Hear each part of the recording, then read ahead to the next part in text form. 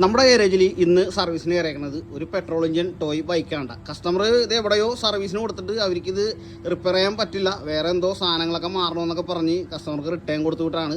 കുറച്ച് നാൾ മുമ്പ് നമ്മുടെ ഒരു HP ബാജ നമ്മൾ സർവീസ് ചെയ്യണം, പെട്രോൾ എഞ്ചിൻ ബാജ സർവീസ് ചെയ്യണ വീഡിയോ കണ്ടിട്ട് പുള്ളി നമ്മുടേക്ക് ഈ ഒരു വണ്ടി ഇന്ന് എത്തിച്ചാണ്. അപ്പോൾ സംഭവത്തിന് കുറച്ച് അത്യാവശ്യം വർക്കും കാര്യങ്ങളൊക്കെ ഉണ്ട്. മുമ്പ് കൊടുത്തെടുത്തവരെന്തോ അഴിക്കുകയോ പിടിക്കുകയൊക്കെ ചെയ്ത് സംഭവത്തിൽ സീനാക്കി വെച്ചിരിക്കുകയാണ്. അപ്പോൾ നമുക്ക് പുള്ളി എന്നോട് പറഞ്ഞത് എങ്ങനെയെങ്കിലും ഒന്ന് സർവീസ് ഒന്ന് സെറ്റാക്കി തന്നെ മേടിച്ചിട്ട് അധികം നാൾ ഉപയോഗിച്ചിട്ടില്ല. ഈ ഒരു ഫുൾ സ്റ്റാർട്ടറിൻ്റെ ഈ സൈഡിലെ പ്ലാസ്റ്റിക് കംപ്ലീറ്റ് തേഞ്ഞിരിക്കുന്നുണ്ട്. അപ്പോൾ ഈ ഒരു സിസ്റ്റം മാറാണ്ട് നമുക്കിത് ഫുൾ സ്റ്റാർട്ട് ചെയ്ത് സെറ്റാക്കാൻ പറ്റില്ല.